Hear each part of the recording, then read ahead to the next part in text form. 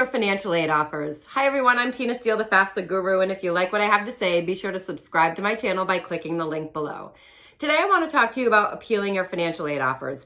This is the time of year that a lot of awards are starting to roll out from the colleges, and a lot of students are not aware that they can actually appeal their financial aid offers. 80% of the families that I help through this process receive additional aid in the form of free money. The first type of appeal is called special circumstances. So if you have a financial situation in your household that has changed since the tax year that you used to fill out the FAFSA and or the CSS profile form, that family income has decreased, that would be considered a special circumstance.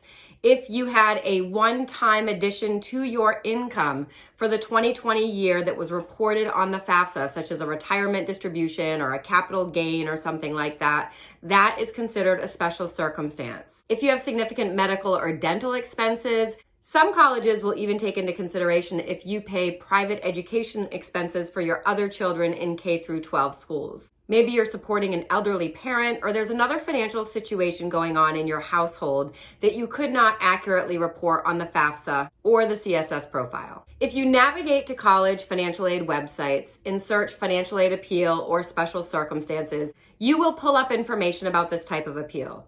Most colleges have their own special circumstance form in place for students to fill out and report this information.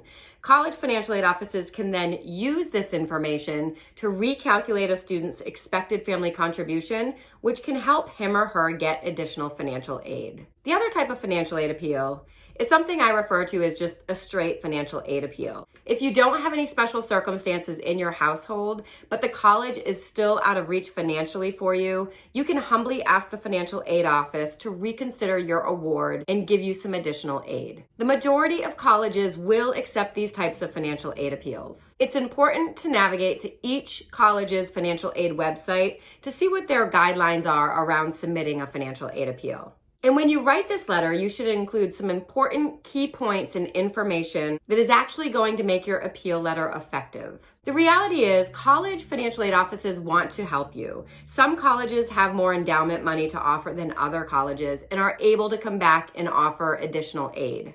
Not every college will be able to do this, but it doesn't hurt to ask. I've worked with a number of families in helping them through the appeal process, and so far this year, there are a number of results coming in where students are getting awarded additional aid. An extra $5,000 a year for all 4 years, or an extra $8,000 a year for the upcoming year, or an extra $3,000 for the upcoming year. I even have a couple of students that received an extra $11,000 and $13,000. The worst that's going to happen is the financial aid office is going to say no. So remember, you don't necessarily have to have special circumstances to file a financial aid appeal. It's important to get your appeal letter submitted within 2 to 3 weeks after receiving your financial aid offers. And if you find that you need help writing a financial aid appeal letter, I have 2 services that can assist you. One is through an individual Zoom consultation with me where I will actually help you draft the letter.